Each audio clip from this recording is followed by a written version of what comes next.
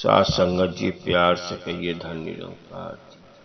साथ संगत जी, एक गांव में गौतम और उसकी बीवी सोनी और उसका बेटा महेश। महेश 3 साल का था।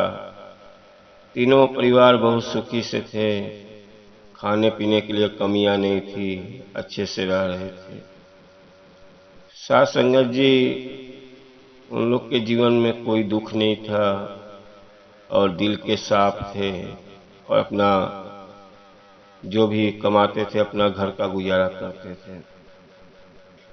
एक दिन की बात है, उनके गांव से एक तांत्रिक गुजर रहा था। तांत्रिक देखा सोनी को, सोनी से बोला, माता जी कुछ खाने के लिए दे दो, कुछ जो भी आपके पास है कुछ कुछ पैसा दे दो। सोनी अपने दरवाजे से किसी को भी भूखा नहीं जाने देती थी। उसने घर में कुछ सिद्धा पिसान और खाने के लिए जो बनाया था वो लेके आया। तांत्रिक बैठ के वहां पे खाना खाया। खाने के बाद उसकी नज़र उसके बच्चे महेश पे पड़ी और सोनी को देखा। अब वो अपने अंदर से उन लोग को देखने लगा, उन लोग के ऊपर विचार करने लगा कि इन लोग का जीवन कैसा है। जब उसने देखा, अंदर से अपने दिल से देखा, जो अपने तांत्रिक को पूछता था उसको बुला के देखा, तो देख रहा है इन लोग के जीवन में बहुत दुख आने वाला है। घर से जो एकदम बिखर जाएंगे और इनका महेश 10 साल का होगा, गुजर जाएगा। सब देखने के बाद सोनी से बोला, सोनी आपके ऊपर बहुत बड़ा विपत आने वाला है। आप एकदम भिखारी हो जाओगी, खाने के लिए एक एक पैसे के लिए मोहताज हो जाओगी और जो बेटा है आपका वो 10 साल का होगा, गुजर जाएगा। सोनी ने बोला, आप झूठ बोल रहे हो, ऐसा नहीं होगा। कि मैं ऐसा ही बोल रहा हूँ, ऐसा ही होगा। मैं तांत्रिक हूँ, मैं सब देखता हूँ, मुझे सब मालूम है। आपका जीवन पूरा नष्ट होने वाला है। और सब कह के तांत्रिक सीधा पिसान लेके चला गया। अब सोनी को बहुत दुख हुआ कि हम लोग का गृहस्थी इतना अच्छा चल रहा है और तांत्रिक बोल के गया कि मेरा सब बिखर जाएगा। अब सोनी बहुत दुख में रहने लगी। अब उसको कुछ समझ में नहीं आता था, अपना गृहस्थी वैसे ही चल रहा था। साथ संगत जी, सोनी घर से निकलते निकलते एक दिन बहुत दूर निकल गई, बहुत चिंता सोच में। जाते जाते एक गुरु का आश्रम मिला। गुरु के पास बैठ के सब लोग सत्संग कर रहे थे। वो भी उस कुटिया में पहुंच गई। बैठ के गुरु का ज्ञान की बातें सुनने लगी। जब गुरु का ज्ञान की बात सुनी तो सभी महात्मा लोग से बात होने लगा। तो महात्मा जी लोग बोले कि आप रोज यहाँ पे आया करो, सत्संग सुना करो गुरु का। अच्छी अच्छी गुरु आपका सब काट देगा, आप चिंता मत करो। सोनी ने सब बात बताया। बोली, जो लिखा रहेगा कर्म में होगा, लेकिन आप यहाँ पे आओ और जो भी आपके अंदर टेंशन है, चिंता है, सब दूर हो जाएगा। आगे जो भी परमात्मा करेगा वो सब ठीक करेगा। आप गुरु के यहाँ रोज आया करो पूरे परिवार के साथ। गौतम को भी लाया करो, महेश को भी लाया करो। अब सोनी प्रतिदिन सुबह अपना घर से निकलती थी, आश्रम में आती थी। आश्रम में अपना बस एक ही अरदास करती थी कि मेरा परिवार सुखी से रहे, मेरा बच्चे का भविष्य अच्छा रहे। वो आके अपना बैठ के ज्ञान की बातें सुनती थी और अपने रोती थी, दिल में ही रोती थी, खामोश रहती थी। प्रतिदिन जाते जाते 1-2 साल के बाद गुरु का नज़र एक दिन पीछे पड़ा तो देख रहे हैं कि सोनी इतना तेज अपने मन में ऐसा खामोश रहती थी।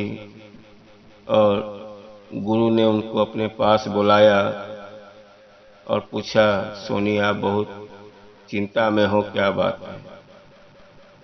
सोनी ने बोला, गुरुजी मैं बहुत दुखी हूँ, मेरा परिवार बच्चा कैसा रहेगा, हमारे ऊपर कोई विपत ना आए।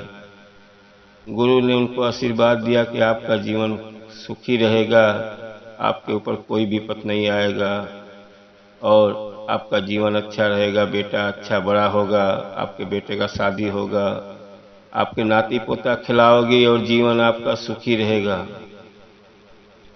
अब सोनी को गुरुजी ने आशीर्वाद दे दिया और सोनी अपना रोज गुरु के सत्संग आती थी। अब लड़का 10 साल का हो गया, सोनी का गृहस्थी वैसे ही चल रहा है। लड़का बड़ा हो गया, बड़ा होने के बाद उसका शादी ब्याह हो गया। अब उसी रास्ते तांत्रिक 15 साल के बाद फिर वही रास्ते से गुजर रहा था। सोनी को देखा घर अच्छा खासा है और बच्चा भी खेल घर में आ जा रहा है। और उसने तांत्रिक देखा तो बहुत उसको अचरज हुआ कि मैंने इसको तो बोला था कि आपका बच्चा 10 साल पे गुजर जाएगा और इसका घर पूरा बिखर जाएगा, ये तो बहुत सुखी से है। तांत्रिक ने बोला, सोनी ने देखा तांत्रिक को, अपना जो भी खाने के लिए लेके आई तांत्रिक सोनी ने तांत्रिक से बोलने लगी कि महाराज जी आपने तो ऐसा ऐसा बोला था।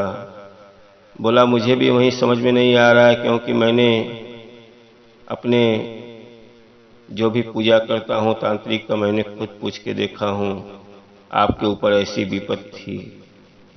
तांत्रिक वो बहुत गुस्सा हुआ, बोला मेरा कहा हुआ झूठा नहीं हो सकता है, क्योंकि जो मैं जिसको बोल देता हूँ वो सच होता है। अब तांत्रिक गुस्से से अपने घर पे आया। आने के बाद अपना जो भी तांत्रिक का उसका रहते हैं उसका पूजा बाबा उसको पूजा करके बुलाया।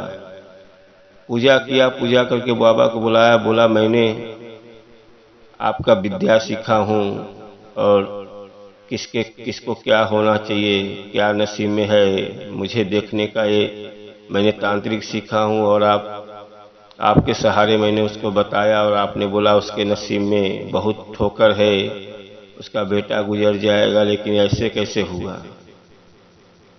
अब वो बाबा जो उसका आए थे देवता, वो बताए कि उसके नसीब में ठोकर लिखा हुआ था, उसका बच्चा गुजरना लिखा हुआ था, लेकिन गुरु के शरण में चली गई, गुरु ने उसका जीवन बदल दिया। उसके सामने परमात्मा को भी झुकना पड़ जाता है। सच्चा जो गुरु मिल गया उसके सामने आपका भविष्य बदल देता है।